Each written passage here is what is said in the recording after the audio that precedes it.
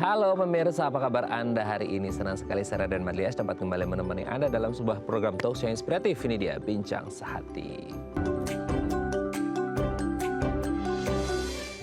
Pemirsa, kalau kita ngomongin tentang pola hidup, gaya hidup gitu ya, itu banyak banget yang, apalagi sekarang ya, banyak orang yang terlena gitu ya, sehingga mereka punya pola hidup yang sedenter dan lain sebagainya, dan akhirnya apa? Ya kurang olahraga, istirahatnya nggak berkualitas, makanannya nggak dijaga, apalagi kemarin ya mungkin kita habis ya merayakan ini dan itu dan lain sebagainya, makan-makan quote-unquote enak. Nah, hati-hati Anda sama yang namanya kolesterol gitu ya. Selama ini kita selalu ketakutan dengan, aduh kolesterolnya tinggi, ini udah di atas 200, udah di angka 300 dan lain sebagainya. Nah, sebenarnya ada nggak sih konsekuensi ketika lagi MCU lah gitu ya, terus ketahuan kadar kolesterolnya itu tinggi banget gitu ya.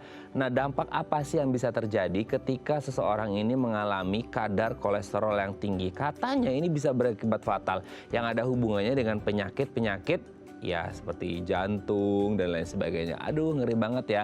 Terus gimana sih cara mencegahnya supaya nggak tinggi kolesterolnya? Makanya hari ini kita akan membahas seputar kolesterol tinggi ini, dampak dan bahayanya seperti apa. Tapi sebelum bahas itu, kita akan bahas terlebih dahulu beberapa mitos atau fakta seputar penyakit jantung dan juga pembuluh darah. Kita bahas satu-satu ya. Oke, kita lihat yang pertama pemirsa ya. Wanita katanya lebih nggak berisiko alami penyakit jantung. Oke. Jadi selama ini kan kita sering mendengar ya, ada beberapa penyakit yang dia itu faktor risikonya lebih kepada satu gender tertentu, satu jenis kelamin tertentu. Let's say kalau kita ambil di luar jantung itu kayak, oke, osteoporosis gitu ya. Osteoporosis itu kan karena estrogen dependent, makanya wanita lebih rentan ketika mereka menopause gitu ya, karena produksi estrogennya nggak ada lagi, menurun. Jadi risikonya lebih tinggi. Atau penyakit-penyakit yang lain. Nah, kalau urusannya sama jantung dan pembuluh darah, ada nggak sih ketika kita ngomongin, oh dari gender tertentu, dalam case ini adalah wanita lebih berisiko, tidak lebih berisiko daripada laki-laki. Kenapa? Karena mungkin selama ini kita ngelihat prevalensi penyakit jantung itu lebih banyak terjadi pada pria. Coba deh Anda, ini sebagai apa ya? Riset aja atau sebagai eksperimen aja. Coba Anda googling di internet, coba Anda ketikan nyeri dada penyakit jantung gitu. Itu pasti banyak yang muncul tuh gambarnya itu modelnya itu laki gitu. Nggak ngerti ya kenapa, apakah laki ini lebih berisiko mengalami penyakit jantung dibandingkan dengan perempuan. Dalam hari ini adalah perempuan lebih tidak berisiko daripada laki-laki, sehingga kayak oh mungkin ada faktor hormon dan lain sebagainya gitu ya, sehingga laki-laki lebih berisiko dan wanita tidak lebih berisiko. Atau sebenarnya nggak gitu juga konsepnya, tidak bahas seputar jenis kelamin, tapi lebih membahas pada bagaimana kondisi kesehatan orang ini dari berbagai hal kalau kita menilik indikatornya ya, entah dari pola hidupnya, pola makannya, mungkin secara genetik ya, ada sifat herediter dari orang tuanya gitu ya, sehingga nurun ke anak-anaknya, sehingga mereka lebih berisiko punya chance mengalami penyakit jantung ataupun pembuluh darah, sehingga akhirnya ya nggak ngelihat lagi ini jenis kelaminnya pria atau wanita, tapi nggak ngerti. Nanti kita tanyakan ke dokternya, ada nggak urusannya antara risiko mengalami penyakit jantung atau pembuluh darah dengan jenis kelamin tertentu, apakah dia wanita atau pria. Meskipun selama ini kalau mungkin ada googling prevalensinya lebih banyak ke pria, tapi nggak ngerti ya, nanti kita tanyakan ini mitos atau fakta. Oke, kita lanjut yang kedua pemirsa ya. Penyakit jantung seringkali katanya nggak bergejala nih di awal, jadi susah ya. Kayak oke, kita ngomongin nyeri dada. Wah iya tuh penyakit jantung katanya nyeri dada. Tapi nggak semua nyeri dada itu katanya penyakit jantung. Terus kepiye gitu ya, harus gimana? Tapi salah satu gejala dari penyakit jantung adalah nyeri dada. Terus gimana tuh ngebedainnya ya antara nyeri dada ini yang penyakit jantung sama enggak gitu. Dan akhirnya banyak orang yang kayak ya udah deh gitu ya, nggak ngerti nih ini penyakitnya ini bergejala atau enggak, karena kebanyakan yang bias itu ya dan nyaru seperti itu. Apalagi kalau kemarin nih ya, sorry to say, lagi viral banget ya di media sosial, kita melihat ada salah satu atlet dari negeri tirai bambu Tiongkok yang lagi bermain gitu ya, itu lagi sehat banget padahal gitu ya. As an athlete lagi main, terus tiba-tiba kolaps di lapangan, dan kan mungkin kita kepikirannya kayak, wah itu kan nggak bergejala dong. Bayangin, itu atlet sehat bugar gitu ya, terus tiba-tiba kolaps di lapangan. Nah itu kan berarti betul dong kalau kita ngomongin penyakit jantung atau pembuluh darah ini nggak menimbulkan gejala banget di awal, tahu-tahu udah langsung plek blackout, collapse dan lain sebagainya. Nah, bener nggak sih? Atau sebenarnya kayak case by case juga, tergantung jenis penyakit jantungnya seperti apa, sehingga ini mungkin ada menimbulkan gejala, ini tidak menimbulkan gejala. Nanti kita bahas ya, ini mitos atau fakta. Oke, kita lanjut yang ketiga, pemirsa ya. Lansia dan obesitas berisiko tinggi mengidap penyakit jantung. Oke. Lansia dan obesitas, kalau kita ngomong dari range usia dulu deh ya, ada range usia yang rentan mengalami berbagai jenis penyakit, mungkin salah satunya adalah jantung. Nah, kalau kita ngomongin range usia yang berisiko, itu ada namanya anak-anak dan juga lansia, karena mereka secara imun sistem kan, kalau anak-anak belum terbentuk sempurna, kalau lansia sudah menurun, gitu ya. Nah, kalau kita ngomongin obesitas, nah ini banyak banget ya kalau kita ngomongin obesitas, itu beberapa penyakit yang bisa timbul karena faktor risiko dari obesity ini sendiri gitu ya. Nah, kalau kita ngomongin seputar penyakit jantung, ada nih 2 kategori yang masuk, lansia dan obesitas. Nggak ngerti ya, karena lansia mungkin karena proses aging atau degeneratif sehingga akhirnya kinerja tubuhnya semakin berkurang, salah satunya adalah jantung, atau obesitas ketika dia ngomongin waduh terjadi perlemakan di mana-mana sehingga akhirnya mengganggu kinerja jantung dan bisa berujung pada gangguan kesehatan jantung.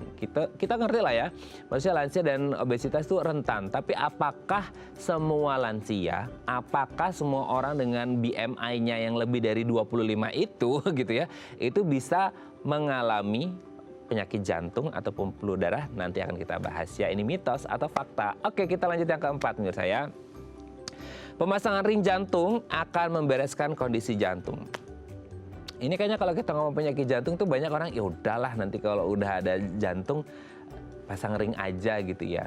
Ya nggak ngerti sih, maksudnya orang akan seberapa banyak ring yang akan dipasang. Kalau mungkin dalam 1 kali prosedur pemasangan ring, dokter bisa memasang 2-3 ring jantung gitu ya. Tapi kan nggak melulu kalau oke lah, take it easy lah, kalau ada masalah sama jantung langsung aja tindakan, langsung pasang ring aja. Apakah akan semua menyelesaikan semua masalah, atau sebenarnya kayak ya nggak semua juga gitu ya. Kalau kita ngomong penyakit jantung entah koroner ataupun yang lainnya harus diakali dengan pemasangan ring. Kan ada beberapa kasus juga mungkin kayak nggak perlu deh dipasang jantung gitu ya. Nanti akan timbul masalah baru malahan gitu ya. Nanti kita bahas ya, apakah ring jantung akan menyelesaikan semua masalah jantung atau ini mitos belaka, nanti kita bahas ya. Oke, kita lihat yang terakhir pemirsa ya.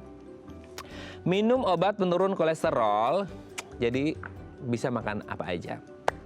Ini kadang-kadang ya orang tuh terlalu jumawa ketika kayak oh kolesterolnya tinggi Pak Bu di atas 300, wih ngeri banget ya gitu. Terus kayak ya udah minum aja obat penurun kolesterol gitu ya. So I can eat what I want gitu, kayak ya udah semuanya bisa saya makan.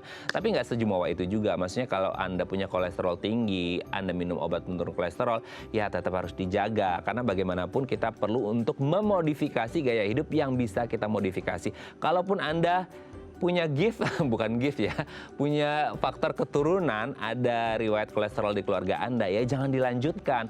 Anda harus mengantisipasi, oke, satu sisi Anda boleh mengonsumsi obat penurun kolesterol, tapi di satu sisi juga Anda harus menjaga kesehatan tubuh Anda dengan memodifikasi gaya hidup yang jauh lebih sehat. Oke, itu tadi beberapa mitos atau fakta seputar penyakit jantung dan pembuluh darah, dan kami akan membahasnya sesaat lagi. Tetap bersama kami di Bincang Sehati.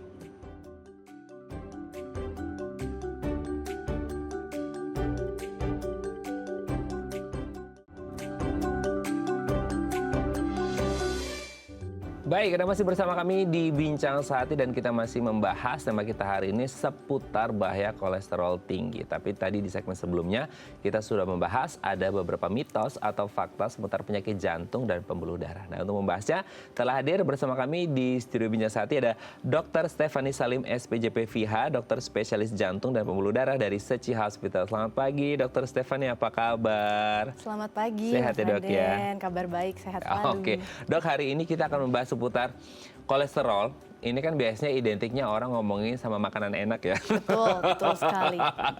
Di satu sisi kita ingin meningkatkan hormon-hormon kebahagiaan kita ya, dopamin dan lain sebagainya dari makan. Tapi di satu sisi, hati-hati sama kolesterolnya juga gitu ya. Tapi sebelum bahas kolesterol, kita bahas terlebih dahulu penyakit jantung dan pembuluh darah yang katanya erat kaitannya dengan si kolesterol ini sendiri. Kita lihat yang pertama, wanita katanya nggak lebih berisiko mengalami penyakit jantung. Jadi artinya adalah lelaki lebih berisiko mengalami penyakit jantung. Gini dok, coba deh kalau kita eksperimen itu di Google ya, kita browsing nyeri dada penyakit jantung. Masalah itu model yang keluar banyak laki dong. Entah itu real human atau dia kartun, animasi, itu rata-rata laki-laki. Sehingga akhirnya tergiringlah opini bahwasannya laki-laki lebih banyak mengalami penyakit jantung. Dan kebetulan juga selama ini kayak banyak orang yang terekspos itu laki-laki. Apakah benar seperti itu atau gimana sih? Oke, jadi sebenarnya wanita sendiri pun juga nggak kalah berisikonya dibandingkan laki-laki. Oh, oke. Jadi sebenarnya sama saja wanita bisa mengalami serangan jantung ataupun penyakit jantung koroner, tapi sayangnya sering kali underdiagnose. Oh. Jadi mereka mungkin sering disangka cuma sakit lambung atau disangka oh cemas-cemas aja gitu sehingga nggak diperiksa lebih lanjut. Kan memang kita ketahui bahwa wanita punya hormon yang namanya estrogen dan Yes. katanya itu melindungi gitu ya. Nah tapi pada saat wanita sudah menopause itu risiko penyakit jantung akan jauh meningkat dibandingkan laki-laki justru. Oh, justru kayak selama ini mungkin kita melihat kayak tadi kan sempat saya singgung juga tuh dok ya masalah kepadatan tulang gitu ya. Densitas Betul. tulang itu akan menurun ketika dia masuk menopause. Pun begitu juga dengan estrogen ketika sudah masuk menopause, dia juga jantung pun bisa lebih berisiko. Berarti nggak hanya menyerang ke satu organ aja, bisa jadi secara keseluruhan ya. Betul, jadi langsung ibaratnya kayak down gitu kan setelah menopause, tapi ya tetap semangat sih sebagai wanita, saya juga kan. Oh oke, betul banget. Makanya selama ini tuh saya kepikiran kenapa ya banyak orang yang bahkan ada sampai kelas-kelas khusus untuk kelas menopause ya. Iya. Bahkan di fase perimenopause pun orang-orang udah pada wah panik gitu ya Iya. untuk menghadapi menopause. Bahkan ada terapi hormon kan kalau kita tahu Ya, itu ya. betul, Tapi betul, ya betul. untuk jantung sih tidak terlalu signifikan lah untuk terapi hormon itu. Tapi tetap harus menjaga kesehatan Yes. ya dok ya. Jadi Oke. wanita sih sering kali underdiagnose dan ya sebagai dokternya kita justru yang harus lebih cermat. Benar-benar melihat faktor risikonya wanita ini ada faktor risiko yang lain selain dari menopause itu. Ya salah satunya yang kita bahas hari ini kolesterol. Itu dia, nanti kita lebih bahas mendalam di segmen selanjutnya Yes. dok ya.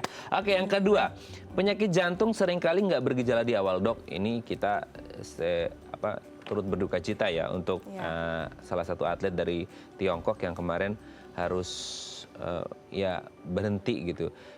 Ini kan jadi kayak ini atlet sehat bugar yang notabene kayak nggak terjadi apa-apa. Bahkan ini bukan hanya menimbulkan gejala aja, bahkan sampai kolaps dan akhirnya harus meregang nyawa kan gitu. Itu maksudnya kalau penyakit jantung itu benar-benar nggak menimbulkan gejala di awal atau gimana sih dok? Iya, jadi penyakit jantung itu banyak spektrumnya. Ada yang dari bawaan, dari dia lahir itu sudah ada gangguan. Misalnya gangguan antara sekat jantungnya gitu. Ada juga yang gangguan irama. Nah itu kita nggak bisa detect kalau kita nggak periksa gitu. Ada juga kelainan di otot jantung. Jadi misalnya otot jantungnya menebal dan jaringan otot jantungnya itu tidak sehat. Nah di situ jaringan otot jantung yang tidak sehat itu bisa menimbulkan sumber gangguan irama. Dan akhirnya terjadi gangguan irama tiba-tiba sebelum ada peringatan sebelumnya dan akhirnya henti jantung. Nah ada juga penyakit jantung yang seperti kita akan bahas hari ini tuh koroner. Nah kalau koroner itu di awal pun juga tidak ada gejala, tapi seiring perjalanan penyakitnya bisa menjadi menimbulkan gejala yang tadi kita bahas nyeri dada ya. Nah itu. Oke, Jadi oke. banyak Tapi memang. kayak ya gini ya dok ya, ini tetap manusia sih, maksudnya atlet kan harusnya dia sering periksa ya dok ya, maksudnya Betul, bahkan harusnya ada diperiksa. spesialis kedokteran khusus yang untuk menangani para atlet kan, maksudnya ini bisa jadi miss kan kalau bawaan dari lahir ya nggak ngerti juga sih, kondisi orang beda-beda. Itu benar-benar ada yang apa ya bahasanya ya, ini akut atau kronik sebenarnya kalau kayak khususnya kayak gini? Akut ya? Iya, jadi mendadak. Kalau kronik itu penyakit yang tahunan, misalnya kayak darah tinggi, diabetes yang tidak sembuh-sembuh itu namanya kronik. Tapi kalau akut yang tiba-tiba muncul serangan, nah itu namanya sebutannya. Oke, tapi sebelum akut itu terjadi pun dia pasti punya ada bibit di dalamnya dok ya? Iya. Yang mungkin itu nggak kedetek entah karena belum periksa atau sudah periksa tapi belum ada lanjutannya gitu ya. Aduh, serem banget ya. Semoga kita diberikan kesehatan ya dok ya. Oke, kita lanjut yang ketiga. Lansia dan obesitas. Jadi kalau selama ini kita ngomongin ada beberapa orang yang masuk kategori rentan mengalami penyakit dari segi usia, salah satunya lansia. Dari segi indeks massa tubuh adalah obesitas gitu ya. Nah, apakah dua kategori ini menjadi rentan mengalami penyakit jantung? Iya pastinya. Jadi lansia semakin umur kita bertambah, ya mungkin mungkin bisa dibilang seperti turun mesin gitu ya. Sudah gitu penumpukan lemak di dalam pembuluh darah kita juga semakin tebal. Jadi pas muda mungkin menumpuknya hanya 10%, 20%, begitu umur 40 tahun bisa 50%. Kalau dia sudah 70 tahun pastinya udah lebih tebal lagi. Seperti itu, jadi lansia berisiko memiliki penyakit jantung karena umur, betul. Terus yang kedua obesitas juga. Jadi dengan obesitas sendiri kurang gerak, otomatis pembuluh darahnya tidak lentur, tidak elastis. Lebih mudah lagi terjadi pengerasan di pembuluh darah atau aterosklerosis dan akhirnya ya itu yang mengarah menjadi nanti penyakit jantung. Oh, itu ya. Ya lansia sih nggak bisa dihindari ya dok. Betul, Karena semua kalau betul. dikasih umur panjang ya alhamdulillah bisa lansia. Tapi mungkin yang bisa dimodifikasi, bisa dihindari adalah yang obesitas tadi dengan menjaga pola hidup yang lebih sehat. Oke, kita lanjut yang keempat dok. Nah ini ya, ini juga sebagai edukasi nih. Orang kalau ngomongin jantung selalu identiknya, ya udah deh nanti kalau jantung pasang ring aja gitu ya. Udah pasang ring. Apakah semua masalah jantung dipasang ring dan akan menyelesaikan masalah? Ini gimana nih dok? Tentu saja tidak ya. Ini mitos Justru, ya. Iya, justru tentu kita balik lagi ke faktor risiko penyebab serangan jantung itu. Misalnya sudah dipasang ring, tapi faktor risikonya tidak dikontrol. Misalnya diabetes dia tidak mau minum obat, kolesterolnya dia tidak mau minum obat. Otomatis muncul lagi sumbatan di tempat baru. Muncul lagi tempat lain yang harus di-ring. Dan begitu di-ring, ring yang sudah ada pun bisa muncul lagi sumbatan di dalamnya. Jadi ya tentu yang kita harus fokus adalah mengobati atau mencegah sebelum serangan. Jadi faktor risikonya kita kontrol, misalnya dia ada kolesterol tinggi kita obatin, ada diabetes kita turunkan gula darahnya, tensi tinggi kita obatin. Jadi lebih ke mengontrol faktor risiko supaya tidak muncul sumbatan baru. Tapi kalau ngomongin ring jantungnya ini sendiri, penyakit apa atau degrading apa sehingga orang itu diputuskan oleh dokter jantung bahwa dia akan dipasang ring sih dok, sehingga akhirnya kayak orang nggak melulu kayak ya udah sakit jantung ring gitu kan, nggak sesimpel itu gitu. Iya. Oke, jadi kalau pedoman yang terbaru ini kita berangkat mulai dari keluhan. Misalnya pasiennya ada keluhan, lalu rekaman jantungnya ada perubahan, dan pada saat kita CT scan atau kita kateter itu sumbatannya sudah hampir total. Jadi 90% kalau bukan di pembuluh darah yang utama. Tapi kalau di pembuluh darah utama yang di pangkal itu 70% pun kita sudah bisa pertimbangkan untuk memasang ring.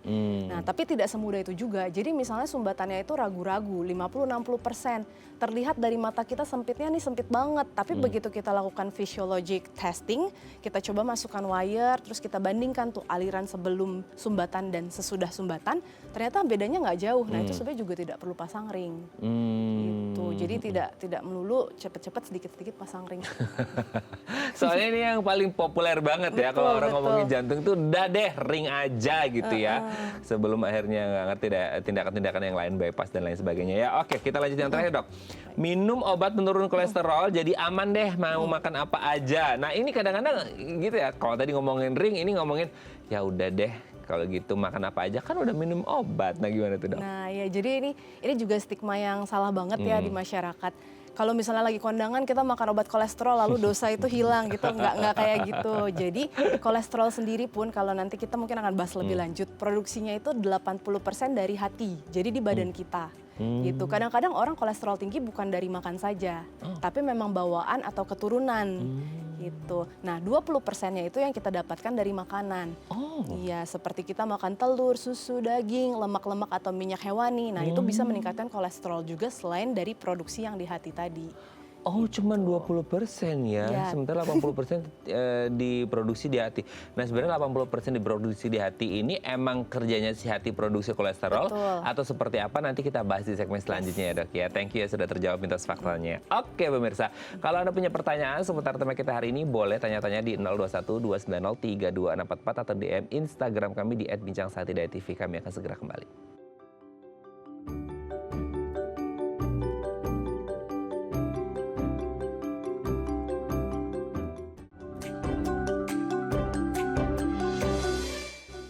Baik, Anda masih bersama kami di Bincang Saati. Kita masih membahas tema kita hari ini, tema yang banyak menimbulkan nikmat tapi menjadi dosa, yaitu kolesterol.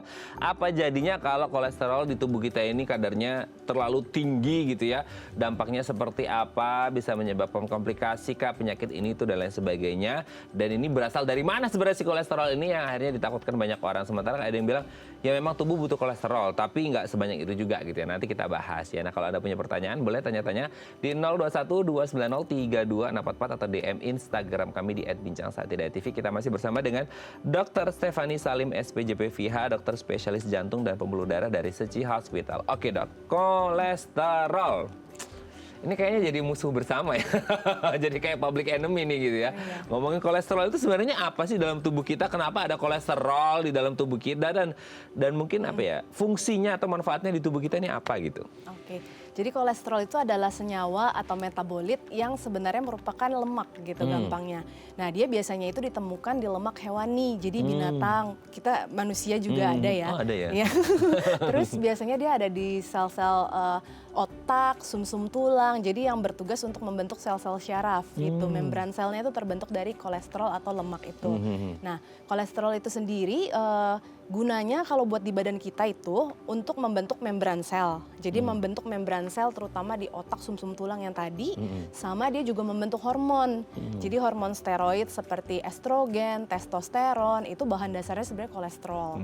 Nah, lalu dia juga berfungsi untuk sintesis vitamin D. Yang kita tahu vitamin D itu penyerapannya butuh lemak dan juga berfungsi buat penguatan tulang.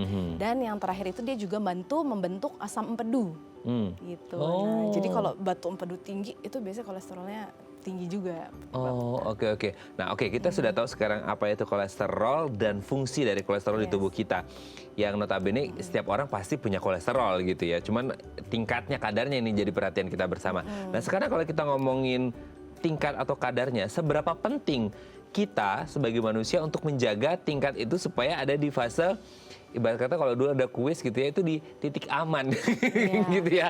Kan mungkin ada kayak batasannya nih ya, ini batasan bahwa ini titik amannya, ini udah nggak bagus nih, ini udah ketinggian, ini masih oke lah di bawah titik aman. Nah seberapa penting kita harus menjaga tingkat itu supaya di titik yang sangat aman itu gitu dok? Oke, jadi sebelum kita bahas titik aman, mungkin harus sedikit dijelasin tentang jenis kolesterol. Oh oke, boleh. Ada yang baik, ada yang jahat. Oh, Ingat dulu, iya.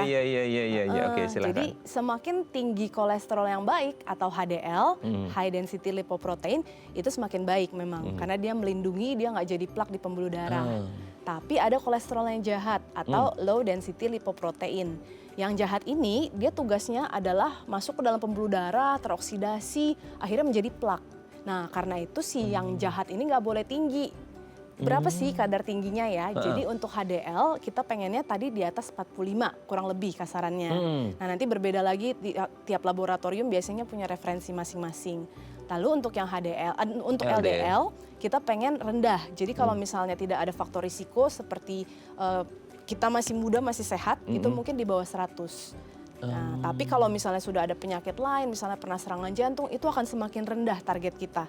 Jadi di bawah 55, di bawah 70, rendah sekali kan itu kayak mustahil banget, tapi ya begitulah.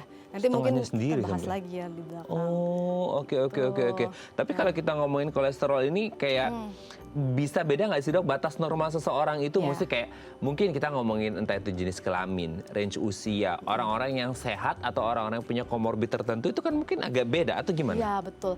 Jadi kalau untuk orang normal seperti kita belum ada faktor risiko serangan jantung ataupun tidak pernah ada sakit apa-apa, itu kurang lebih kadar normalnya di antara 160 sampai 200. Total? Total. Ini total ya. Jadi total tuh bergabungan antara LDL tambah HDL dan ditambah 1/5 dari trigliserida.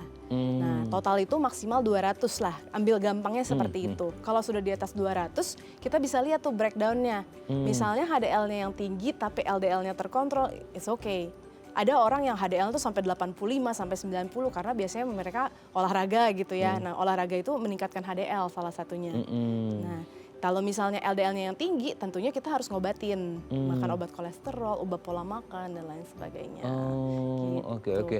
Nah, sekarang kalau ada nih, kan jadi kadang-kadang kan tadi mungkin meskipun harus di breakdown ya, yang total tadi itu, kalau akhirnya lebih semisal dari 200 itu gitu, itu bisa jadi nggak sih dok? Maksudnya kayak lebihnya itu bisa jadi LDL, HDL-nya itu gimana maksudnya? Komposisinya itu bisa jadi kayak ada yang 200 tapi dia aman aja, atau ada yang 200 tapi dia nggak aman karena LDL-nya lebih tinggi gitu, atau gimana? Iya, seperti itu. Jadi kalau misalnya dia HDL-nya tinggi, jadi misalnya kolesterol total 200, kita breakdown ternyata HDL-nya 85, LDL-nya dia 100 lah gitu ya, pas di perbatasan. It's normal, nggak apa-apa. Tapi kalau misalnya ternyata HDL-nya so-so aja 40, 60, tapi LDL-nya 150, 160, ya sudah pasti itu sudah merupakan warning. Karena itu akan menjadi bahan buat plak di pembuluh darah nanti. Oke. Nah, penumpukan plak dan lain sebagainya itu kan pasti perlu proses ya, Dok ya. Iya. Maksudnya nggak bahasa Jermannya sekonyong-konyong kita makan enak gitu ya, terus tiba-tiba kolesterol LDL-nya terutama naik terus segala macam drastis. Ada nggak sih maksudnya kayak tubuh kasih alarm atau kasih signal bahwa tok gitu, ini LDL-mu udah mulai nih gitu, ngaco nih gitu segala macam, atau dia ngasih tanda bahwa HDL-nya oke. Nah, itu ada kayak apa ya, gejala-gejalanya, ciri khasnya yang bisa dirasakan secara langsung sama orang itu atau nggak sih sebenarnya? Sebagian besar orang sih tidak merasakan. Jadi accidentally kita ketemu pas lagi medical check up atau dia lagi periksa gitu. Ada juga yang bisa merasakan, tapi biasanya itu sudah agak lama tumpukannya. Jadi gejala-gejalanya mungkin seperti kalau kita pernah lihat ada yang bintil-bintil di sekitar mata Itu atau kayak pipi. mile, bukan mile ya? Seperti santelasma. Kalau kita sebut namanya santelasma. Jadi penumpukan lemak di kulit gitu ya. Jadi begitu dibelah ternyata itu lemak, biasanya suka muncul di kelopak-kelopak mata. Nah, itu pertanda bahwa kolesterol tinggi. Dalam jangka waktu lama dia sudah menumpuk sampai ke kulit. Kadang juga ada orang yang ngerasain kayak pegel-pegel gitu kan sering disalahin ya. Tapi jangan salah kaprah bahwa semua pegel-pegel itu karena kolesterol. Nggak juga, bisa juga dia salah tidur miring gitu, itu bisa juga dia pegal-pegal gitu. Jadi not always kolesterol selalu ada gejala awal. Biasanya gejalanya akan muncul setelah sudah ada target organ yang terkena. Misalnya sudah ada stroke atau sudah ada serangan jantung atau ada sumbatan pembuluh darah gitu. Baru si pasiennya ngeluh. Oke. Dengan kondisi seperti itu dan akhirnya ini bukan lumayan lagi ya, sangat populer terutama di Indonesia penyakit kolesterol yang sebenarnya kan kolesterol itu sebenarnya bagian dari tubuh kita, tapi akhirnya jadi diidentifikasi sebagai penyakit ya. Sebagai punya kolesterol nih, kolesterol gitu.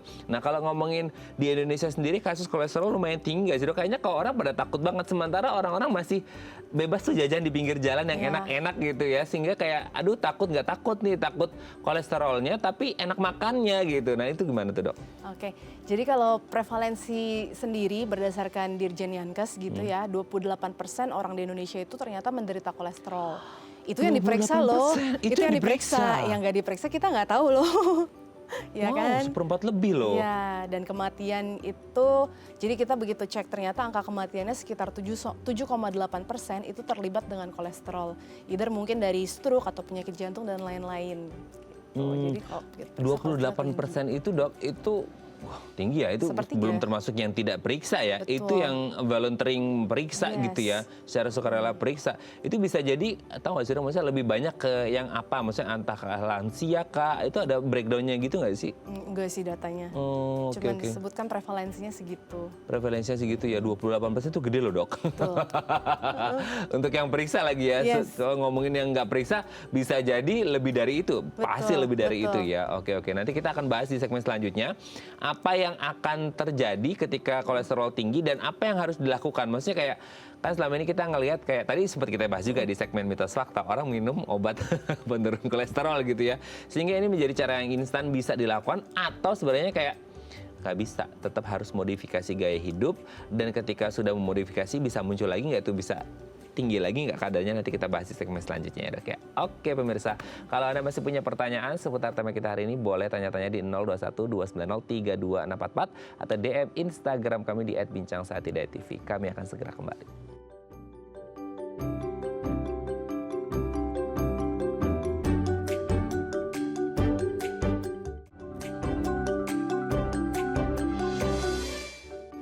Baik, Anda masih bersama kami di Bincang Sehati dan kita masih membahas seputar kolesterol tinggi yang selalu kita bahas di on cam maupun selama break ya. Karena ini menjadi permasalahan bersama, menarik loh kalau kita ngomongin kolesterol. Kayaknya banyak orang yang mungkin nggak aware dengan kolesterolnya mereka di titik berapa, di tingkat berapa atau kadarnya berapa, sehingga akhirnya ketika MCU atau cek ke dokter gitu, wah tinggi banget nih gitu ya, di atas 200 atau bahkan 300 gitu ya totalnya. Nah ini menjadi jadi pembelajaran kita bersama dan harusnya sih jadi alarm buat kita bersama bahwa kita lebih aware dengan kesehatan kita. Nah kalau Anda punya pertanyaan seputar kolesterol boleh ya tanya-tanya di 021 290 3244 atau DM Instagram kami di @bincang-sati-tv. Kita masih bersama dengan Dr. Stephanie Salim SPJP VH, dokter spesialis jantung dan pembuluh darah dari Secia Hospital. Oke dok, kalau kita ngomongin tentang gini deh, ada nggak sih, kan selama ini yang selalu kita blame, kita salahkan adalah makan kita gitu ya. Sehingga gini dok, kayak dok, ya itu life is only once ya gitu, kayak itu tuh cuma sekali dok gitu ya. Kayak kenapa sih harus banyak dibatas-batasin? Ya go ahead kalau emang mau makan gitu kan. Tapi kan lagi-lagi kita ngomongin kayak tadi sempat kita bahas juga, itu sebenarnya tubuh kan produksi kolesterol gitu ya. Nah, kolesterol yang terbentuk itu tadi ada pembagian tuh 80-20. Nah, sebenarnya gimana tuh? Maksudnya kayak orang pasti akan memproduksi dan punya kolesterol dong dalam tubuhnya tuh gimana tuh? Iya, betul. Semua orang pasti punya kolesterol yang dibentuk dari badan, tapi bukan berarti makanan itu tidak menjadi dosa ya. Jadi makanan itu tetap kita harus perhatikan. Kalau misalnya intake kolesterol kita dari makanan itu berlebihan, mungkin udah sempet pada tahu lah ya kolesterol tuh makanannya apa aja sih gitu ya. Seafood, udang, cumi, jeroan, otak, sumsum tulang, terus kuning telur salah satunya, ya itulah ya.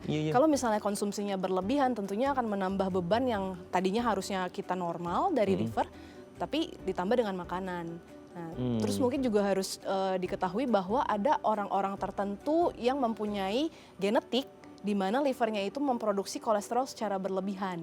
Jadi ada namanya familial hyperkolesterolemia.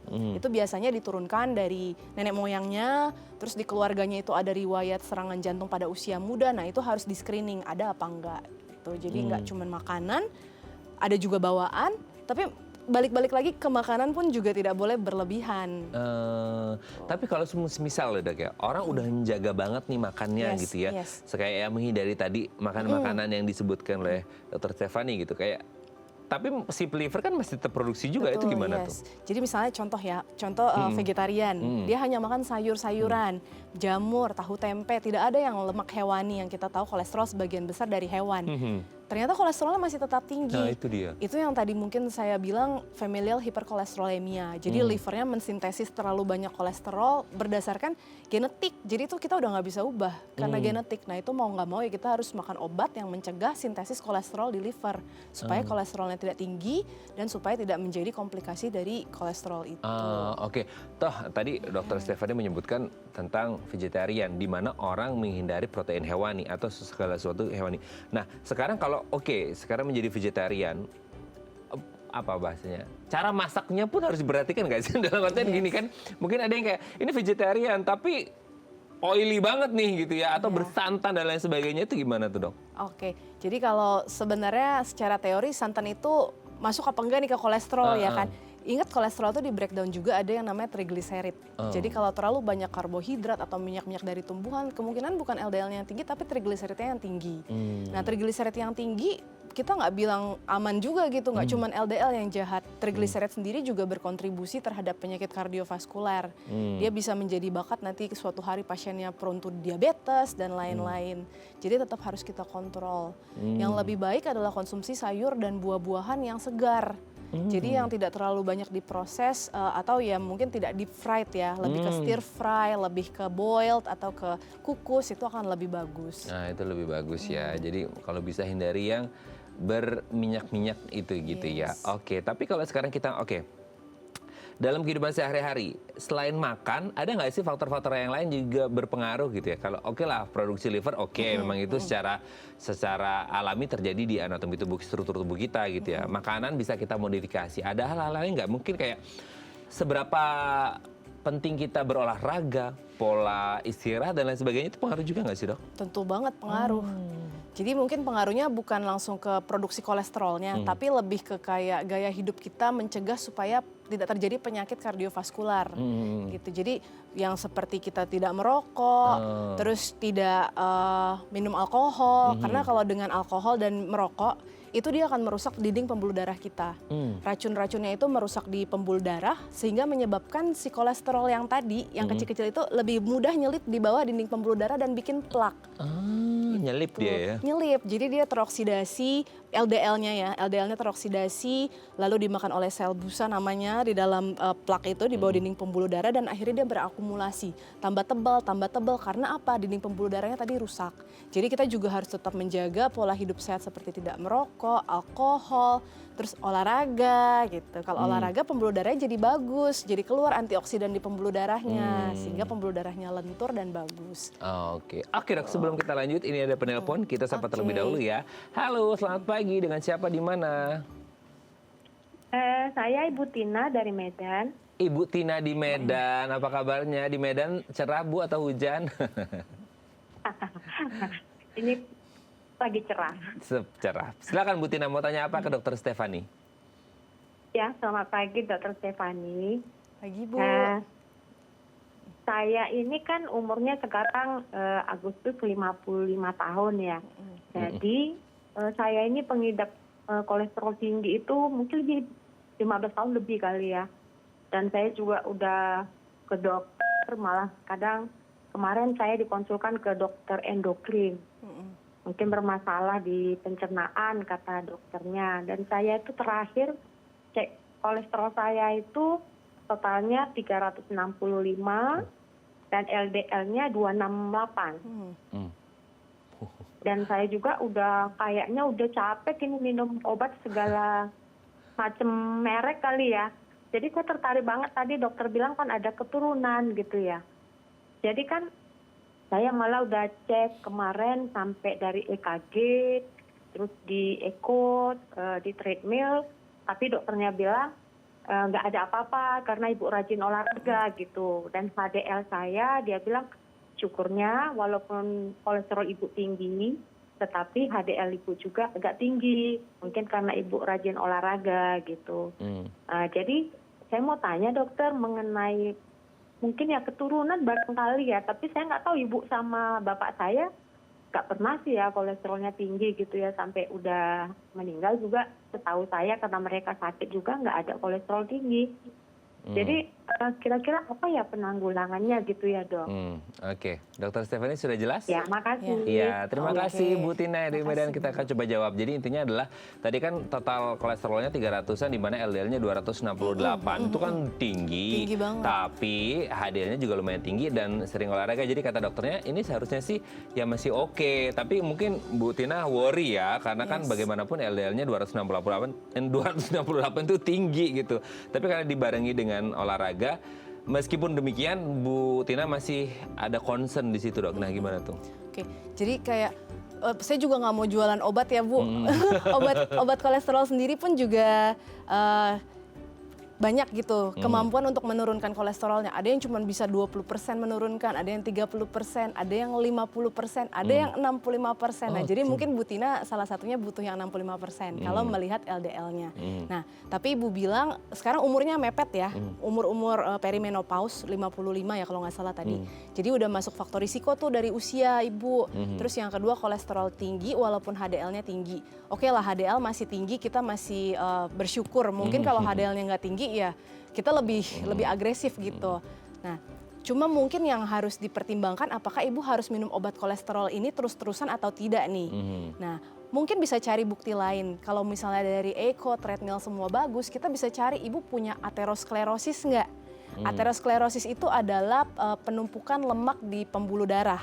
Nah, bisa taunya dari mana? Dari CT scan koroner gitu. Kalau untuk di pembuluh darah jantung. Aterosklerosis sendiri bisa kita temukan lebih gampang mungkin dari USG pembuluh darah. Jadi misalnya USG pembuluh darah kaki atau leher. Dan satunya lagi tadi adalah CT scan koroner jantung, kalsium score gitu. Nah, nanti kita lihat kalau ternyata kalsium skornya ibu tinggi dengan kolesterol setinggi itu, artinya ibu memang sudah butuh lebih agresif lagi menurunkan LDL-nya. Gitu. Jadi kolesterolnya harus dikejar sesuai target dengan menggunakan obat yang intensitasnya lebih kuat. Selain tetap menjaga makan.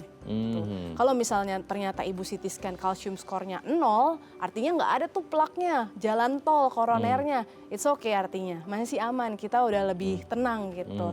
Tapi pada saat di kalsium skor ternyata skornya tinggi, nanti kita kelihatan nih plaknya ada ternyata, tapi belum sampai menimbulkan gangguan serangan jantung, belum menimbulkan keluhan, ya udah harus mulai warning, udah harus makan obat kolesterol dan pencegahan serangan jantung supaya nggak Oke, terlambat. mungkin yang jadi pertanyaan Bu Tina juga adalah dia tinggi, tapi kok selama ini fine-fine aja ya? Apa Yes. mungkin karena genetik, keturunan? Tapi Yes. kan dia nggak bisa konfirmasi ke orang tua Nenek ataupun moyang. kakek neneknya karena sudah nggak ada gitu ya dok. Maksudnya kayak apakah mungkin kalau yang saya tangkap dari Bu Tina, saya tinggi kolesterol totalnya, tapi saya baik-baik aja. Berarti kayak emang saya akan terlahir seperti itu dan hidup seperti itu meskipun tinggi, tapi saya akan baik-baik aja karena ini sifatnya genetik nurun gitu. Gimana tuh dok?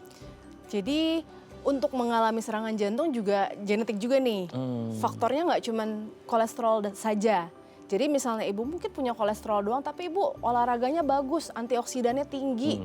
Oke, ibu terlindungi. Tapi misalnya ibu kolesterol tinggi, lalu ada paparan asap rokok, lalu gula darahnya tinggi, ada diabetes, ada darah tinggi atau hipertensi. Nah, itu menjadi faktor enhancer menjadi serangan jantung. Gitu. Jadi nggak solely kita bilang bahwa kolesterol tinggi pasti serangan jantung gitu, enggak juga. Oke, Tapi ya. ada faktor-faktor lain yang kita harus kontrol.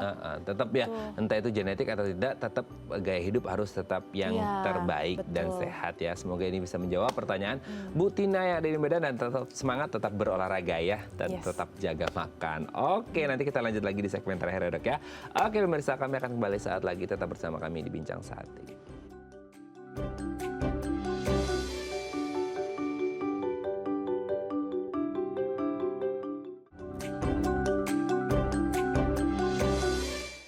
Baik, Anda masih bersama kami di Bincang Sate dan kita masih membahas tema kita hari ini seputar kolesterol tinggi. Aduh ya, ini menjadi episode yang sangat diminati terutama untuk teman-teman di studio karena kita juga sama-sama sharing ya selama break ya. Oke, kita masih bersama dengan Dr. Stephanie Salim, SPJP FIHA, dokter spesialis jantung dan pembuluh darah dari Seci Hospital. Oke dok, sekarang kalau kita ngomongin udah kolesterol tinggi ini gitu ya. Nah, penanganannya akan sesuai dengan simptomnya kah? Atau seperti apa? Maksudnya kayak di titik mana pengobatannya akan berbeda atau enggak? Maksudnya kayak orang di atas 200, 300, 400 kan mungkin setiap orang akan berbeda-beda kadarnya. Itu gimana tuh dok? Oke. Jadi misalnya nih ketemu orang muda 17 tahun, kolesterol 250 misal. Ada. Harus diobatin nggak? Ya Nah, kan? itu dia. Kadang-kadang masih muda takut makan obat, kena ginjal, kena liver, apa segala macam. Nah jawabannya kita lihat lagi faktor risikonya gimana. Makannya udah bener apa belum? Kita akan kasih kesempatan untuk pasiennya mencoba mengubah gaya hidup. Misalnya dia kontrol dari makan. Sehingga kita lihat setelah makannya dikontrol, bener nggak sih ini mungkin yang hanya produksi dari liver nih yang tinggi. Nah kalau misalnya setelah ubah gaya hidup tetap tinggi, ya harus minum. Kalau enggak, mungkin dia di usia 30, 40 dia bisa kena serangan jantung. Dengan pola hidup dia yang seperti kemarin itu kan, yang makannya tidak bagus. Nah, yang lain lagi, misalnya umurnya nggak se-ekstrim itulah ya. Umurnya 50 tahun, sudah pernah kena serangan jantung, sudah pernah kena stroke, atau sudah ada penyakit ginjal, sudah ada diabetes. Nah ini faktor risiko berulang lagi serangannya. Jadi kita harus melakukan pencegahan sekunder. Pencegahan sekundernya apa? Minum obat kolesterol seumur hidup salah satunya. Untuk menjaga kadar LDL-nya sesuai target. Nah, target LDL itu berbeda untuk setiap profil manusia, setiap orang gitu. Jadi misalnya yang tidak ada apa-apa, LDL atau kolesterol jahatnya mungkin kasarannya kita bisa bilang di bawah 100, ada juga yang bilang di bawah 130 ya kalau di lab gitu referensinya.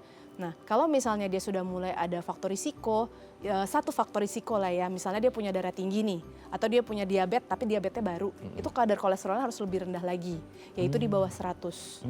Kalau misalnya dia sudah punya sakit ginjal, atau dia sudah diabetes lebih dari 10 tahun itu, nah itu dia sudah masuk ke risiko sedang. Jadi kolesterol targetnya yang tadinya 100 turun lagi ke 70. Nah, lain lagi dengan yang pernah serangan jantung, pernah stroke, diabetes udah lebih dari 20 tahun, udah gagal ginjal. Nah itu harus lebih rendah lagi 55. Waduh. Kadar kolesterol LDL-nya. Supaya apa? Supaya nggak serangan lagi. Karena kolesterol itu adalah bakat dari terjadinya penumpukan lemak di bawah pembuluh darah yang akhirnya menjadi penyempitan pembuluh darah dan akhirnya jadi serangan jantung dan stroke. Gitu. Kalau misalnya dia dalam 2 tahun setelah serangan pertama kena serangan lagi, ya masih punya nyawa mungkin punya 9 ya, tapi tetap harus kolesterolnya kita kontrol lebih rendah lagi di bawah 40 LDL-nya. Nah, itu terkesan mustahil sih buat kita di sini ya. Karena obat-obatan kita juga mungkin bisa menurunkan hanya 30, 40, bahkan sampai 50% lah. Tapi kalau di luar negeri mereka sudah menciptakan obat kolesterol yang bisa menurunkan LDL tuh sampai di bawah 25 bahkan. Jadi Oh. disuntikan, Wow. antibodi supaya LDL-nya tuh nggak timbul gitu, supaya nggak terbentuk. Jadi seperti itulah di luar negeri mungkin sudah lebih advance, tapi kita di sini masih ongoing proses. Nah masalahnya kalau disuntikan obat itu masih mahal banget, bisa mungkin 20 jutaan seperti itu. Aduh, oke. Jadi ya- Tapi gini dok, oke itu untuk yang suntik gitu ya atau Yes. obat gitu. Tapi kalau untuk yang ingin memodifikasi itu perlu berapa lama sih? Mungkin ada orang kayak aku takut dok minum obat, aku takut disuntik dan Ya. lain sebagainya. Itu perlu modifikasi berapa lama dok gitu? Oke. Kalau dari kita secara teori nih dokter, kita akan memberi kesempatan sekitar 1 bulan atau 4 sampai 6 minggu untuk mengevaluasi. Itu kan pendek banget ya, tapi kadang-kadang pasiennya nggak kontrol, bisa datang setahun lagi ataupun ya it's okay, nggak apa-apa, itu Bandel. pilihan. Ya itu pilihan dan yang pasti kita memberikan kesempatan sekitar 1 bulan. Nah setelah 1 bulan kita lihat nanti kadar kolesterolnya sudah bagus atau belum. Kalau bagus ada lagi nih pilihan, mau berhenti obat atau mau lanjut gitu kan. Kadang-kadang ada yang bandel coba berhenti, ternyata naik lagi. Nah kalau seperti itu sebenarnya itu sudah merupakan suatu jawaban untuk konsumsi obatnya terus-menerus gitu. Memang efek samping dari obat itu ada, misalnya takut gangguan liver, takut gangguan ginjal, tapi ya tetap yang harus dipikirkan adalah benefitnya. Jadi manfaatnya, apakah Bapak Ibu mau hidup dengan serangan jantung atau stroke, atau Bapak mau minum obat saja. Oke. Nah selama 4 sampai 6 minggu itu atau sebulan tadi yang disampaikan, itu sebenarnya mereka dibebas lepaskan atau ada aturan? Misalnya kayak makanya dijaga, olahraga harus gini gitu segala macam, ada nggak sih Oh, dok? tentu. Tapi ya kita sebagai dokter jantung mungkin nggak bisa terlalu strict atau spesifik mengatur pola makan dia. Jadi cuman pesan sayur, buah dibanyakin, yang mengandung kolesterol dikurangin. Nah untuk diet yang lebih pastinya meal plan-nya mungkin harus konsultasi dengan spesialis gizi. Atau catering kan sekarang sudah banyak catering-catering yang Sehat lah ya. low kolesterol lah brandingnya gitu kan.